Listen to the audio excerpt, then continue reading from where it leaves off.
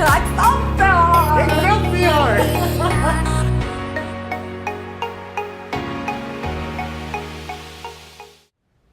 everyone, this is Austin and Matt with your weekly talkthrough from the Daily Walkthrough, giving you your most important news in gaming and esports from this past week.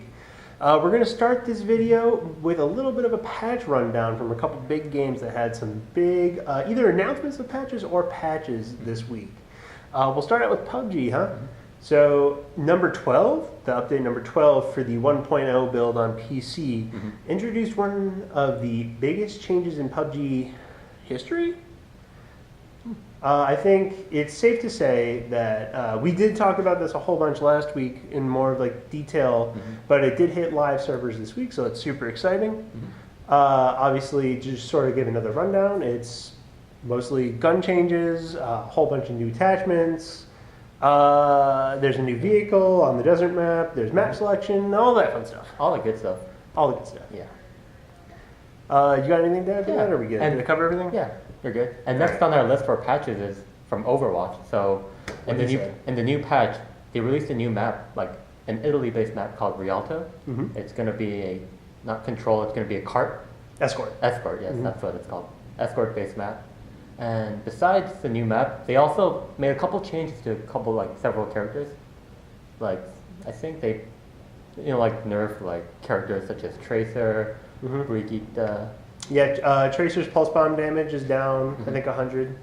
So she's slightly less effective against tanks now. Brigitte got nerfed to her shield bash. The cone area, something about that. So slightly better hitbox, essentially on that. Hanzo's rework came out, so goodbye Sky Arrow, rip but not rip, go away, never again, burn in hell. And it's replaced with, what is it called, Storm? Leaping? Well, that too. But the new ability is called Storm Arrows, I think. It's basically rapid fire arrows. Yeah, it's rapid fire, and I think they go through shields also. I think so, yeah. So, all you Hanzo mains that get memed on all the time, enjoy your new abilities. And then our other game that we're going to mention really briefly is League. So the 8.9 patch happened this past week, but actually the bigger news is the rumors of really, really big changes for the 8.10 patch, including some really, really big jungle changes. Things like overall changes to Rift Herald and Baron and experience in the camps. It's essentially a giant jungle overhaul. So, sounds about right. Yeah, the sort of goals as far as what Riot's saying the goals are, they want junglers to have less impact on early laning. They want junglers to be a little bit more PvE for at least the first 5 minutes of the game. They also are trying to tune down the direct jungler v jungler sort of conflict. It's an interesting direction to change the game to, I suppose. It was very controversial with the community, and the community already responded enough where they've changed some things. They've already dialed back some things because the community already started yelling at them. Yes. Boy, we're really good at that. So that's what the community does best. That is what we do best. We yell and scream and don't like it when things don't go the way we want them to. And your fantasies can't ever be quenched, can they? You freaking fricks! Exactly. Welcome to gamers. But yeah, so that's it for a very, very mini patch rundown of a couple of the big games that had patches this week. I think next we can move on to a little bit of a story about the Nintendo Switch and some problems it might be facing. Yeah, so the Nintendo Switch is currently facing a patent case against, I think it was the Trade Commission of the U.S. They basically brought up the Tariff Act of 1930. It was basically an issue of just another company held the patents for the detachable controllers for their devices, and they're basically issuing a case against Nintendo because, as you all know, the Nintendo Switch has detachable controllers. Yeah, so the TLDR is essentially Nintendo is being investigated for patent infringement. If this investigation were to really have legs, for real, it could even result in Switches being pulled off shelves and not being purchasable. In the U.S. at least. Yes, in the U.S. specifically. That would be nightmarish. Yeah. Again, though, I feel like this tends to happen a decent amount with really every console and every which way. Hopefully, it gets resolved. Hopefully, there was no infringement. That'd be nice. It'd be nice for In a any perfect potential world. Nintendo Switch consumers. Yeah, please don't. I would like to play the new Smash, so please don't. That's all I got. That's pretty much my only horse in the race. But wait a minute, we already have the Nintendo Switch. Would this affect us, or would this affect anyone who wants to buy it? I don't know. I don't know the answer to your question, and I don't care. Because I can't imagine they would force us to return our Nintendo Switch. Anything that may or may not come between me and Smash Brothers will die in fire.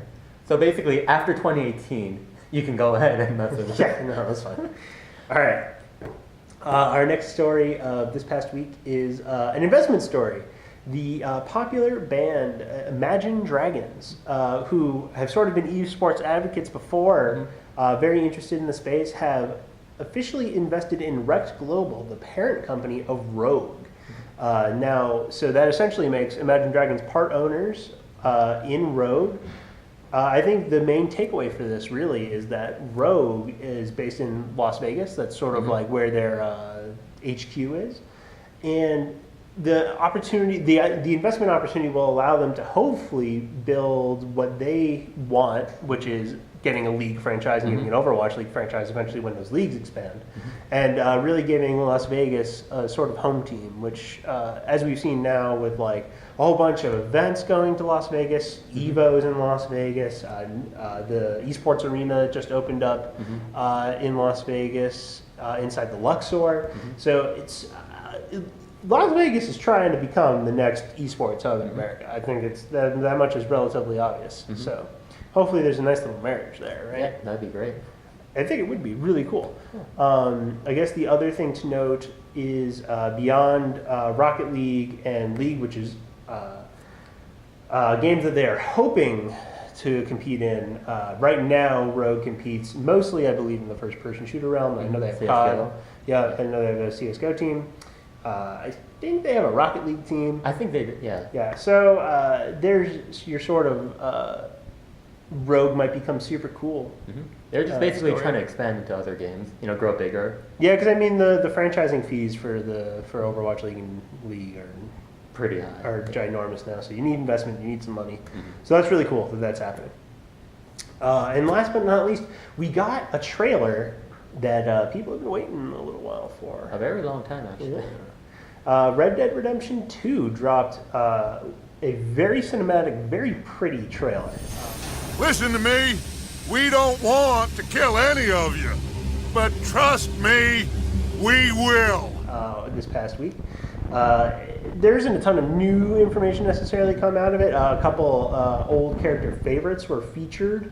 I don't even want to spoil it. I won't tell you who it was. Go ahead and go watch it, and you'll just go find it. You'll find it on YouTube. If you're a big fan of the series, I'm sure you've already seen it. But go watch it again, because it's pretty awesome. And of course, releasing October 26th. Is there anything else to add to that? I think that's pretty much it. Because I mean, besides the fact that it's coming out on the PlayStation 4 and Xbox One. PC too, right? I don't think it's console exclusive. I think so, yeah. I think it's PC also. Like 90% sure. Yeah, so that game's coming out, and people have been waiting a super long time for it. So the hype is going to build, and hopefully it's going to be an awesome game. Yeah, looking forward to playing it. All right. And that's all we got for you this week. So, you're done hanging out with us.